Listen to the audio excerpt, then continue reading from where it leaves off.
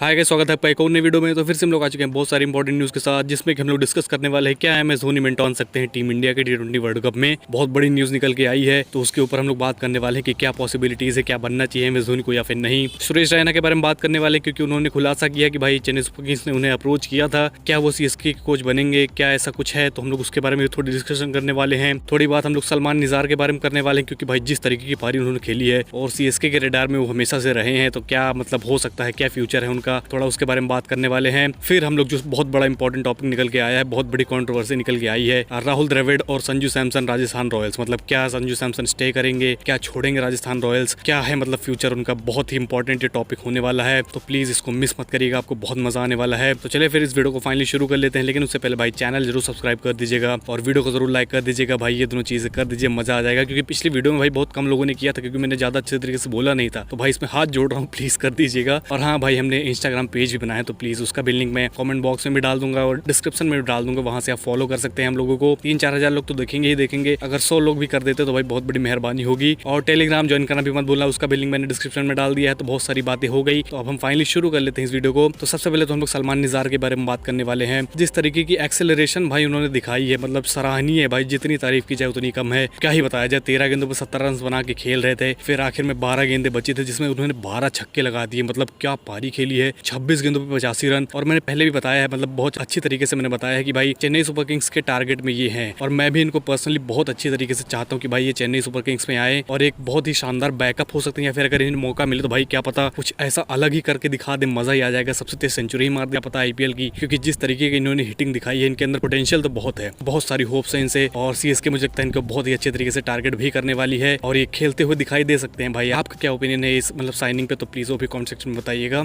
फिर हम लोग आगे बढ़ते हैं और बात कर लेते हैं हमारे चिन्ह थल्ला यानी कि सुरेश रैना के बारे में, क्योंकि उनकी तरफ से बहुत बड़ी खबर निकल के आ चुकी है। तो हाल ही में अभी शुभांकर मिश्रा के साथ उनका पॉडकास्ट हुआ था, जिनमें बहुत सारे तीखे तीखे सवाल पूछे गए थे, लेकिन उसमें जो हमारे लिए सबसे मेन इंपॉर्टेंट सवाल था वो ये था कि क्या चेन्नई सुपर किंग्स के कोच या फिर मतलब कोचिंग स्टाफ में शामिल हो सकते हैं सुरेश रैना या फिर नहीं। उसका जवाब रैना ने दिया कि भाई हाँ, मतलब उन्होंने अप्रोच किया था चेन्नई सुपर किंग्स को, और सीएसके ने भी उन्हें अप्रोच किया था मतलब कोचिंग स्टाफ में कोई रोल देने के लिए, लेकिन अभी उसके ऊपर कोई डिसीजन नहीं आया है। मतलब ऐसा बताया उन्होंने कि भाई हाँ मीटिंग्स होंगी, उसके बाद डिसाइड होगा कि हाँ ऐसा कुछ हो सकता है। और हाँ, इसके साथ साथ उन्होंने ये भी बताया कि बहुत सारी टीम्स जो थी उन्होंने अप्रोच किया था सुरेश रैना को कि भाई उनके कोचिंग स्टाफ में शामिल हो जाएं, लेकिन सुरेश रैना का भाई सीएसके से भाई पुराना रिश्ता है, सबको पता है। मतलब Suresh Raina is equals to CSK, कुछ उस तरीके का रिश्ता है। तो भाई इन्होंने मतलब प्रायोरिटी चेन्नई सुपर किंग्स को दी है, और ये होप कर रहे हैं कि भाई हाँ मीटिंग के बाद कुछ डिसाइड होगा, उसके बाद हमें पता चलेगा कि क्या सुरेश रैना कोचिंग स्टाफ में शामिल होते हैं या फिर नहीं। बहुत बड़ी अपडेट आएगी अगर ये न्यूज़ निकल के आती है कभी। होप करते हैं कि जल्द ही आ जाए, क्योंकि भाई अभी तो रिटेंशन की डेट भी काफ़ी करीब आ रही है, ऑक्शन की डेट भी काफ़ी करीब आ रही है। होपफुली उससे पहले हमें पता चल जाएगा कि क्या ऐसा होगा या फिर नहीं होगा। आपका क्या ओपिनियन है, क्या रैना को शामिल होना चाहिए कि नहीं होना चाहिए, वो भी बताइएगा कमेंट सेक्शन में। फिर हम लोग आगे बढ़ते हैं और बात कर लेते हैं एमएस धोनी द मेंटोर के बारे में। तो जैसा कि हमें पता है कि पिछले बार हमने देखा था, तो 2021 के वर्ल्ड कप में देखा था, टी20 वर्ल्ड कप जो हुआ था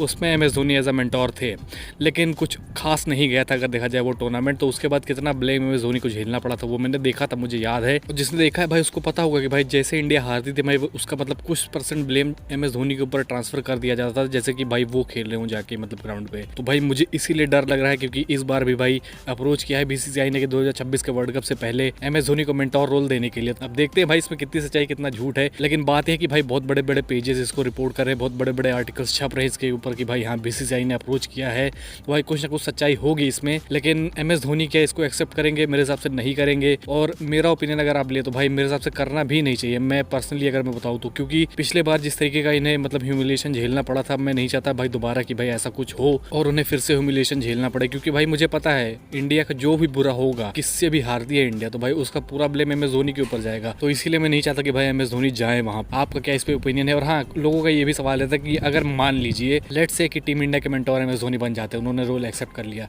तो लोगों के मन में ये भी सवाल आएगा कि भाई क्या 2026 का आईपीएल खेलेंगे, क्योंकि संन्यास नहीं ले लेंगे भाई अगर मेंटोर बनेंगे। बहुत लोगों के मन में सवाल होगा।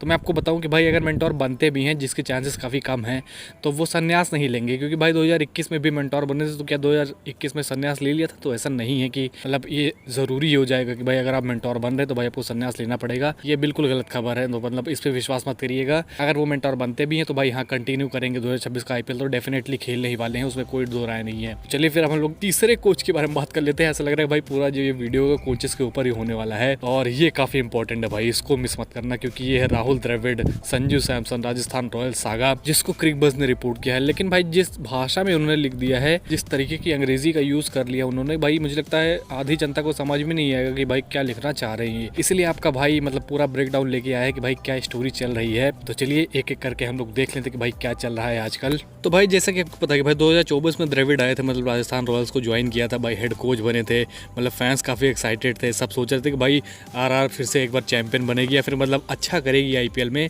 लेकिन फिर 2025 में हमने देखा कि भाई मतलब बकवास तरीके से खेले, मतलब 14 में से सिर्फ 4 मैचेस जीते। उसके बाद भाई फैंस तो नाराज़ थे ही, लेकिन जो टीम के अंदर जो मनमुटाव चालू हो वो मेरे हिसाब से काफ़ी बेकार इनके लिए हुआ। पर स्टोरी यहाँ पे ख़त्म नहीं होती भाई, क्योंकि राजस्थान रॉयल्स ने अभी मतलब द्रविड़ को एक बड़ा रोल ऑफर किया था राजस्थान रॉयल्स मैनेजमेंट में।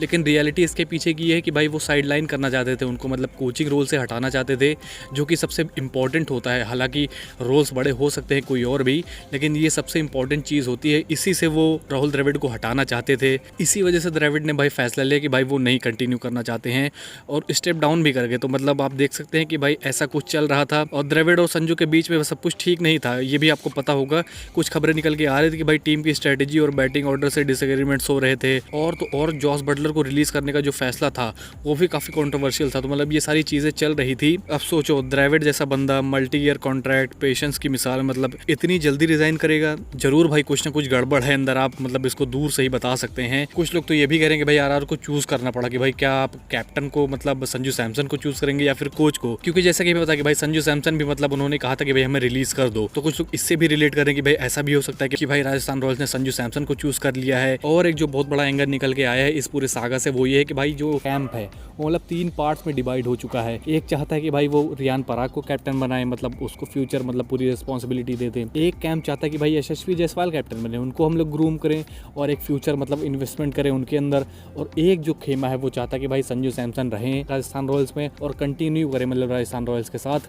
तो भाई ये बहुत बड़ी मतलब परेशानी में राजस्थान रॉयल्स का पूरा मैनेजमेंट जा चुका है। द्रविड़ ने भी रिजाइन कर दिया, जो कि एक कामनेस ला सकते थे पूरे कैंप में। अब देखते हैं भाई क्या मतलब डिसीजन आता है, क्या संजू सैमसन स्टे करेंगे, क्या छोड़ेंगे, क्योंकि अभी भी मतलब इससे कंफर्म नहीं होता। हालांकि बहुत स्पेकुलेशन लगाई जा रही कि भाई यहाँ इससे अब कंफर्म हो गया कि भाई संजू स्टे करेंगे राजस्थान रॉयल्स में। मेरा भी यही सोचना है। लेकिन जब इस 3 एंगल्स को आप देख सकते हैं कि भाई अगर पूरा कैंप 3 एंगल में डिवाइड हो चुका है तो ये भी मतलब एक बहुत बड़ा सवाल खड़ा करता है कि क्या संजू सैमसन ऐसे मतलब किसी टीम में फंसना चाहेंगे जहाँ पे पूरा कैंप जो है वो भी मतलब यूनाइटेड नहीं है। तो मेरे हिसाब से ये बहुत बड़ा सवाल है और इसको संजू सैमसन को खुद सोचना पड़ेगा कि भाई क्या वो ऐसे कैंप में रहना चाहते हैं जिसके अंदर टेंशन चल रही हो। और अगर लॉजिकली देखें तो भाई मेरे हिसाब से एग्जिट भी कर देना चाहिए, क्योंकि अगर ऐसे ही 3 खेमों में बटा रहेगा कैंप तो आप कुछ नहीं कर सकते आईपीएल में। ये टीम कहीं भी नहीं जा सकती है।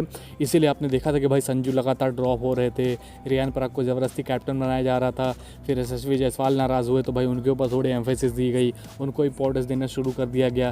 तो ये सारा मतलब पिछले सीजन से चलता आ रहा है, जिसकी स्टोरी आप धीरे धीरे निकल के आ रही है सामने। लेकिन एक सवाल आपके मन में ये भी आना चाहिए कि भाई द्रविड़ का क्या होगा। तो भाई ये हो सकता है केकेआर के कोच बन जाए, ये भी बहुत बड़ी पॉसिबिलिटी निकल के आ रही है कि भाई ऐसा हो सकता है। मतलब मैं कंफर्म नहीं कह रहा हूँ, लेकिन हाँ हेड कोच के बनने की भाई बहुत बड़ी पॉसिबिलिटी है कि भाई वो केकेआर में जा सकते हैं। तो दोस्तों आपको क्या लगता है भाई असली रीज़न क्या है द्रविड़ के एग्जिट का, कमेंट्स में बताओ। मेरा तो ओपिनियन यही है और होपफुली आपको ये समझ में आ गया हो कि भाई पूरा सागा चल कैसा रहा है, क्या इसमें बातें चल रही हैं। चलिए फिर इसी नोट पर इस वीडियो को खत्म करते हैं। होपफुली आपको अच्छी लगी होगी वीडियो, और अच्छी लगी तो भाई प्लीज़ सब्सक्राइब जरूर कर दीजिएगा चैनल को और वीडियो को ज़रूर लाइक कर दीजिएगा। ये दोनों चीज़ें कर दीजिए भाई, मैं आपके आगे हाथ जोड़ता हूँ प्लीज़। और हाँ, जैसे कि मैंने बताया कि भाई हमने इंस्टाग्राम पेज भी शुरू किया है, तो उसका भी लिंक आपको डिस्क्रिप्शन में मिल जाएगा, कमेंट बॉक्स में मिल जाएगा, वहाँ से आप ज्वाइन कर सकते हैं। टेलीग्राम का भी लिंक आपको दोनों जगह मिल जाएगा, तो ये दोनों चीज़ें कर लीजिए, आपको अपडेट्स यहाँ पे मिलते रहेंगी सबसे पहले। तो चलिए फिर मिलते हैं आपसे अगली वीडियो में, तब तक के लिए बाय।